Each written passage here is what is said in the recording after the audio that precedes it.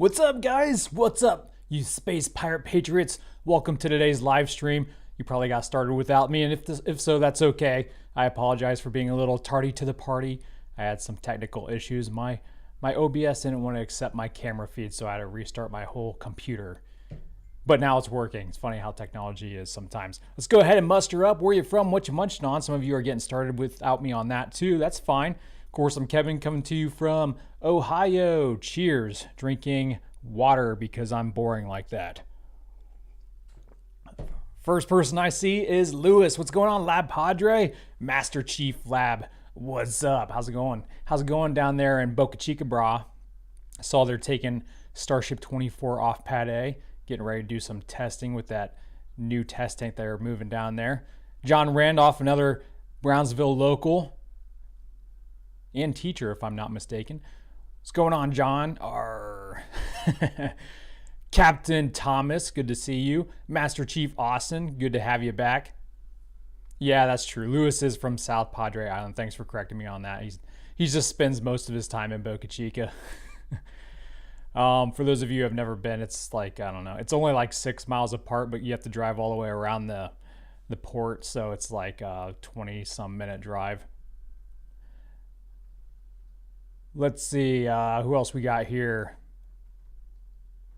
Joey, Admiral Joey. Greetings from miserable state of New Jersey. New Jersey! What's going on, New Jersey? That's a lovely accent you have. New Jersey? Champaign, Illinois. Now I'm thirsty. Good thing I got a beverage. Italy. Naples, Florida. The weather in Florida isn't looking too bad. Let's go big screen, just in case I forget so we don't miss it. And we'll turn the volume up here in a second. Let's finish up our roll call. Fiery Waco, good to see you again. BFR Andy in Colorado's back. Denver, Colorado to be specific. Good to see you again, man. Manchester, UK. Heard of it. Heard you have a football team there.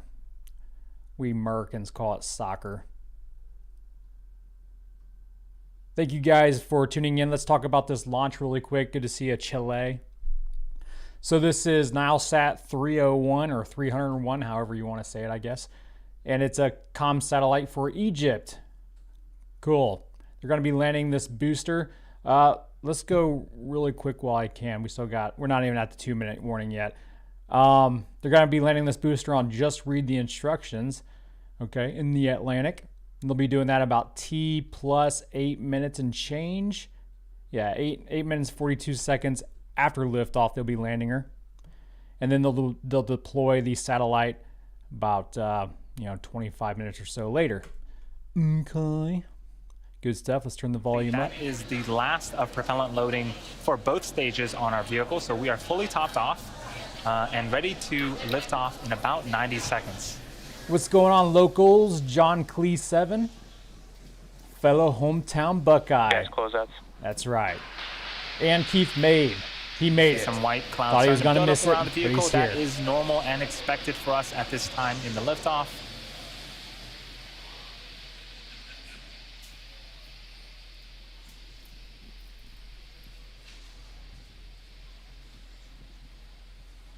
The weather was looking only like 60% go, but then it improved to the current 80%.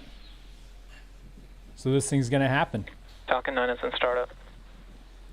Now that we are in startup, that means that both stages are now beginning to pressurize for launch.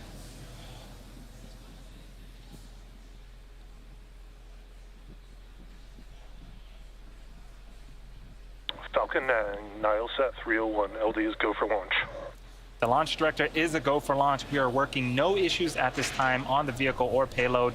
Let's listen in for the liftoff of Nilesat 301. And the weather over the ocean looks beautiful. It looks a little dark up here where my face is. We're not going to worry about that, though. T-minus 15 seconds. Good to see you, Josh. Josh and Bama. 10, 9, 8, 7, 6, 5, 4, 3, 2, 1, 0. Ignition and liftoff. Get it. M1D chamber pressure phenomenal. Pitching downrange.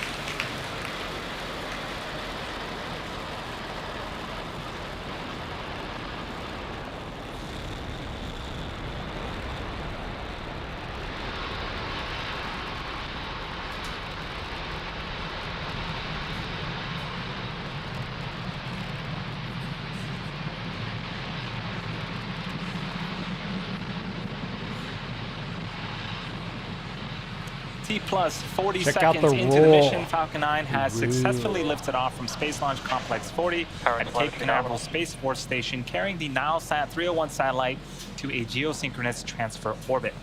Right now, we are throttling down the first stage engines in preparation for a period known as Max Q.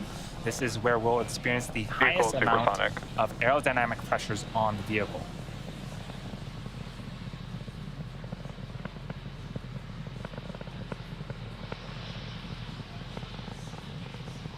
Max Q. Beautiful shot. Now that we've passed Max Q, we are now bringing those engines back up to full power. In about a minute, we have a couple of events happening in quick succession.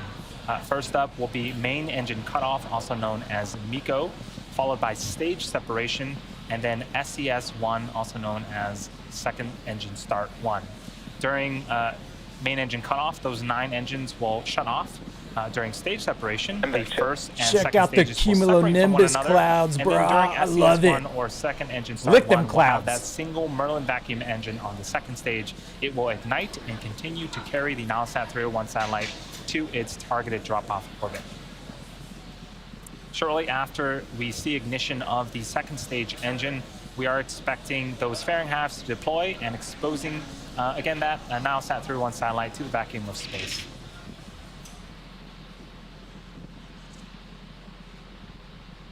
Yeah, I have not seen a launch yet my entire life. I have not. I'm saving my cherry for Starship popping. It's All right. really cool ground shots of the Falcon 9 vehicle. First orbital flight. I'm hoping to be down there for Coming that. up on We'll main see. engine cutoff in a few seconds here.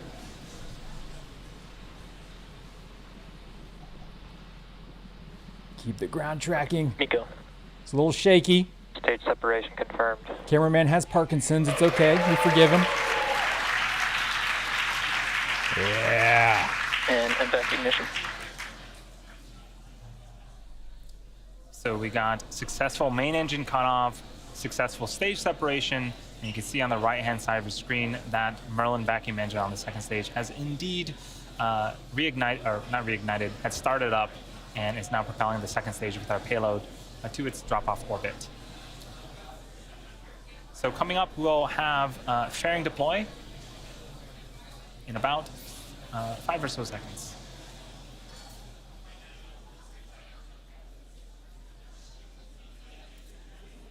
They're not going to show the fairing. There it is. Bearing separation confirmed. And there you see it. The two fairing halves have separated and are falling away from the vehicle, now exposing the Nilesat 301 satellite. As a reminder, again, we are going to be attempting to recover those fairing halves with the help of our recovery vessel, Doug. It's pronounced Doug. For now, Doug. we're about 4 minutes into the mission. Things are looking great. So you have a couple of views on screen. On the left-hand side is a view from the top of the first stage. All right, we're going to turn our co-host down there for a minute.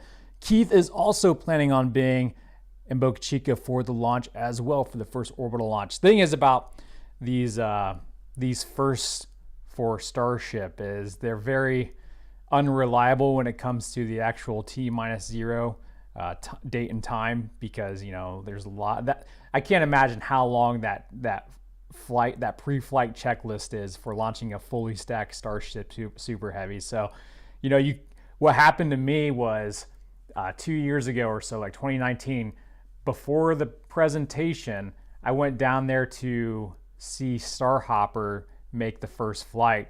But as I was getting on the plane, SpaceX decided to hold off and wait like another week or two.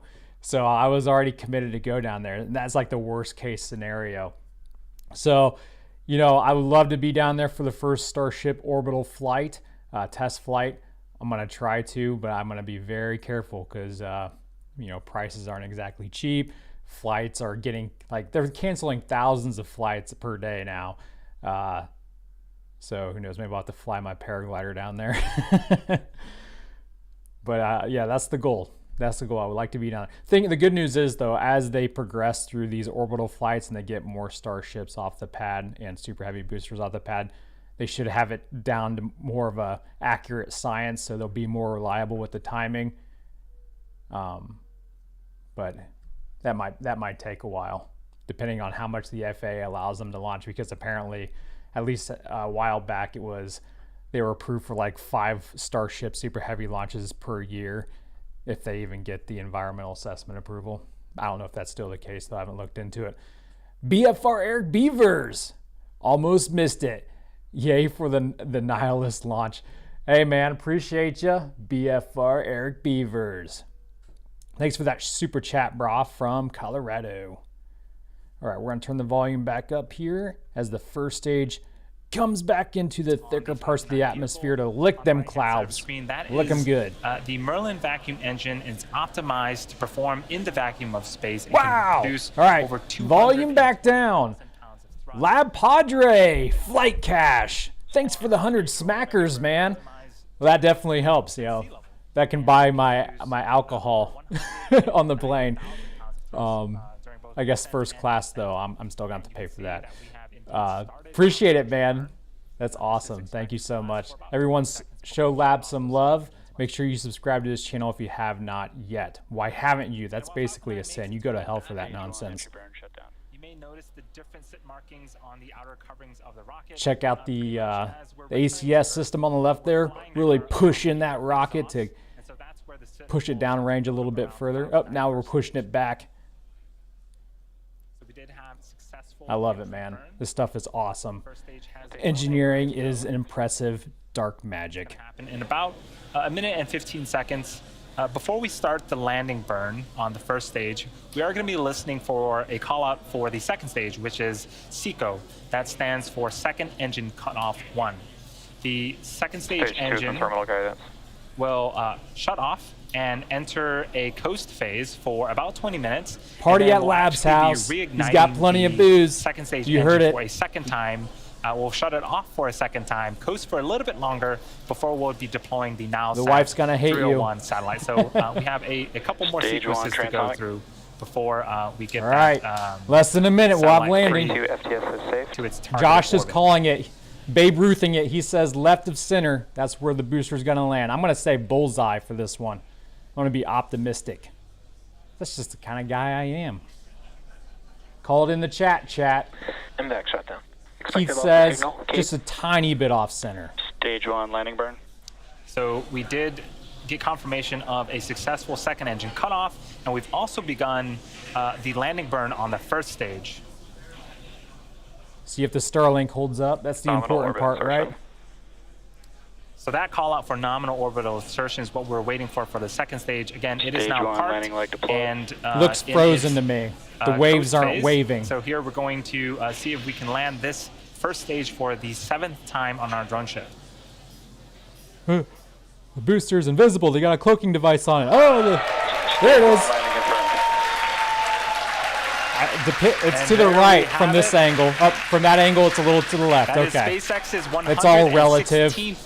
Successful Falcon 9 first stage landing, as well as SpaceX's 99th mission flying a reflown Falcon booster.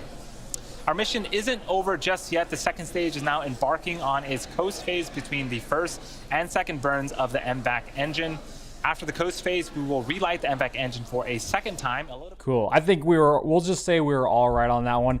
If you were playing darks, that definitely would have been in the red. That would have been a bullseye. It just wouldn't have been center dot red. It would have been kind of like on the outer perimeter, because there was a leg that was over the line, I think. But good stuff. Too bad the Starlink cam didn't stay with us the whole time. Maybe they weren't using Starlink. I don't know. I thought they were. Maybe that was a different drone ship. I thought they were using Starlink on both drone ships. I don't know why they wouldn't. I mean, for a while there, the first few times they were using it, they weren't having any issues. They were keeping the connection the entire time. I don't know what happened. Maybe it's a little overcast. I don't know. DYNGBLD. Dinglebold. That's what I'm going to call you. Here's another $5 from the Nerdle. Wow, look at that. Thank you so much, Lab Padre team. I appreciate you, Nerdles. Good to have you in the chat. Thanks for that tip. There's satellite right there. It looks pretty boxy. So we're not going to stick around here on this channel for the deployment. I got to be somewhere in about 25 minutes. So we'll be cutting this one a little bit short. If you want to keep watching, there's a link in the description below. It'll take you directly to the feed you're seeing right here. And you can watch it deploy. If they have service during deployment, if they have a signal, they'll show it. But that's coming up in about 20 to 25 minutes. Okay. Thank you guys for tuning in with me. Thank you for the financial support to get me to Boca Chica. Thank you, Lab Team. Thank you, BFRs. Thanks, Eric. Thank you, Locals members. Keith, Josh, John, good to see you guys. Anybody I missed in the chat, all you guys are subscribers, so I appreciate every single one of you. Andy. Buck fighting. Have a good rest of your day and a good day tomorrow. And then I'll see you on Friday for our next SpaceX and the Snooze video. Okay. Oop, we got a couple more last minute super chats really quick. Aussie Andy, I wonder where you're from. Let me go. That's a lovely... That's not the right one. This is the right one. Austria! Well then, good day, mate. Thanks for the stream. Glad to see a Falcon 9 launch was getting withdrawals. Yeah, I know. It's been exactly 2 weeks from today since our last live stream, our last launch. That was Transporter 5. I'm surprised I remember that. Fun fact, I didn't actually have to look that up right before I started the stream because my memory's terrible. WizKid, thank you for the super chat. Greetings from Port Isabel, Texas. I like it. I pulled him out of a place on Midgard called Texas. You guys have a great day. Until next time, Godspeed.